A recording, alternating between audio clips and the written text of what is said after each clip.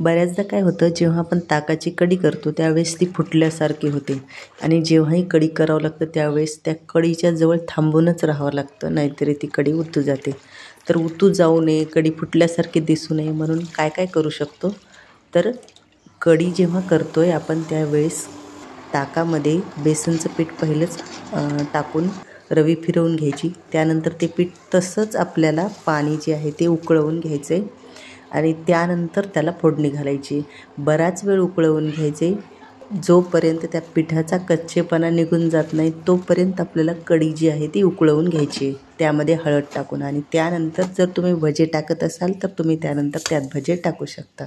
Normally जेव्हा आपण इडलीला किंवा डोशाला पीठ भिजवत असतो किंवा तांदूळ डाळ भिजवत असतो तिथं नॉर्मली सगळेच जण बाजूला भिजवतात, पण एकत्र भिजवणंही पीठ छान फर्मंट होतं आणि डोसे आणि इडली एकदम छान होते. तर मी आज डोशासाठी भिजवते तांदूळ. तर मी 6 ग्लास तांदूळ घेतलेत आणि फक्त 1 ग्लास उडदाची डाळ घेतली, ती पण काळ्या टरफला सकट घेतली आहे. जर असेल चांगली डाळ तर तशी घेऊ शकता, पण अशी डाळीची टरफल आपण असे काही खात नाहीत आणि डोशामध्ये तेवढा काही फरक पडत नाही, म्हणून मी डोशाला जेव्हा डाळ भिजवते तेव्हा मुद्दामून काळ्या टरफलाची डाळ भिजवायची, जी की आपल्या खाण्यातही येते आणि डोशांमध्ये तेवढा फरक पडत नाही. इडलीमध्ये काळसरपणा दिसतो पण डोशामध्ये अजिबात दिसत नाही, त्यामुळे तुम्ही तसं करू शकता. तर नॉर्मली काय होतं की 3 ग्लास जर तांदूळ घेतले तर आपण 1 ग्लास डाळ घेत असतो, पण इथे मी 6 ग्लास तांदूळ घेतलेत आणि 1च ग्लास उडदाची डाळ घेतली आहे आणि दिवसभर त्याला भिजवून घेतले. तुम्ही रात्री भिजवत असाल तर रात्रभर भिजवू द्यायचे. त्यानंतर जेव्हा तुम्ही डाळ आणि तांदूळ बारीक करताय त्याच वेळेस 1 वाटीभर मी पोहे घेतलेत. पोहे धुवून घ्यायचे स्वच्छ आणि त्यात डाळ तांदळामध्ये मिक्स करून घ्यायचे आणि त्यानंतर त्याची जी आहे पेस्ट करून घ्यायची. जे आपण डाळ तांदूळ भिजवतोय ते पाणी जे आहे ते पाणी अजिबात फेकून द्यायचं नाही. तुम्ही एक्स्ट्रा जे पाणी वापरताय ते पाणी न वापरता डाळ तांदूळ पहिले स्वच्छ 3-4 वेळेस धुवून घ्यायचेत आणि जे पाणी आपण भिजवायला घातले त्याच पाण्याने डाळ तांदूळ बारीक करून घ्यायचे. पीठ जे आहे ते फर्मंट व्हायला तेच पाणी मदत करतं, त्यामुळे पाणी त्यातलं अजिबात फेकायचं नाही. पहिलेच जर तुम्हाला पाणी थोडंसं कमी घालायचं आणि जेवढं पाणी आहे तेवढ्या पाण्यामध्ये ती डाळ तांदूळ बारीक करून घ्यायची.